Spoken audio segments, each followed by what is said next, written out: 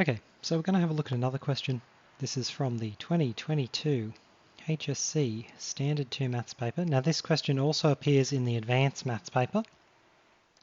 So here we're told Joe is researching the relationship between the ages of teenage characters in television series and the ages of the actors playing those characters.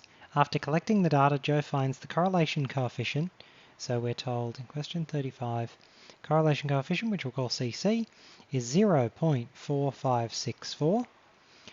A scatter plot showing the data is drawn. The line of best fit is y equals minus 7.51 plus 1.85 times x. And the line of best fit is plotted. Describe and interpret the data and other information provided with reference to the context. So this is a rather unusual question. It's a sort of descriptive statistics question. We're asked to look at this line of best fit, comment on important observations, or describe things about the nature of the information we've been given. So first, we can say that the correlation coefficient is moderate. So correlation coefficient is moderate. It's not a completely weak correlation. It's not 0.1 or 0.2. It's not an incredibly strong correlation, 0.8 or 0.9. It's around 0.5. Anything plus or minus 0.1 of 0.5, so between about 0.4 and 0.6, that's fairly moderate. So we've got a moderate correlation coefficient. We have a positive correlation, and we see a reasonable variation in the actors playing actors of each age.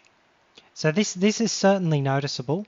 It is more noticeable for characters age 15 and 17 than it is for characters age 14 and 16, but there is still quite a lot of variation in the ages. If you look at the 15 bracket, you notice that the oldest actors that play 15-year-olds are about 27. The youngest actors that play 15-year-olds are about 14. So there is variation in the ages of actors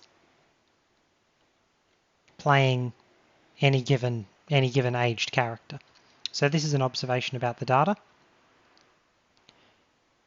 If we look at the line of best fit, y equals minus 7.51 plus 1.85x, this slope, the 1.85, tells us that for each year older the character is, the actors tend to be about 2 years older.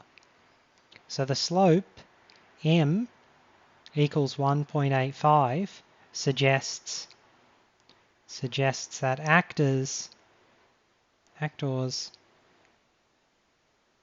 get older faster than the characters they play, So this is another observation, and they get older at a rate of about 1.85. So if you've got let's say you've got an 18-year-old playing someone 14, you would expect someone who is almost 20 to be playing someone 15, right? Because the slope is about 2. So these are 3 notable observations, and you can make a bunch of small additional observations. So you can say, in addition to variation in the age of the characters, you can talk about the fact that some of those variations are larger, some of those variations are smaller, which group is bigger, which group is smaller. You could plug some values in to the formula.